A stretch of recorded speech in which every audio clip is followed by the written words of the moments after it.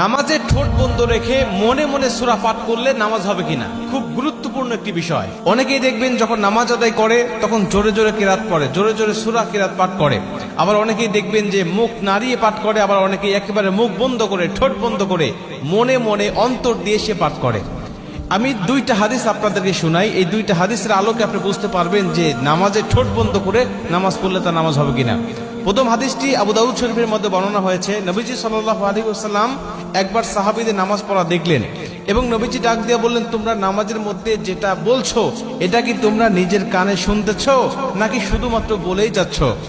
রাসূল সাল্লাল্লাহু আলাইহি ওয়াসাল্লাম বলছেন, যদি তোমরা নিজের কানে না শুনতে পাও তাহলে তোমাদের নামাজ হবে না। অর্থাৎ তোমরা যা বলছো তোমরা অবশ্যই সেটা নিজেরা শুনবে, এটা হতে হবে। এটা আবু দাউদ শরীফের বর্ণনা এবং তিরমিজি শরীফ সহ মুসলিম শরীফ সহ প্রায় আরো 5টা 86টা হাদিসের মধ্যে এই হাদিসটা বর্ণিত হয়েছে।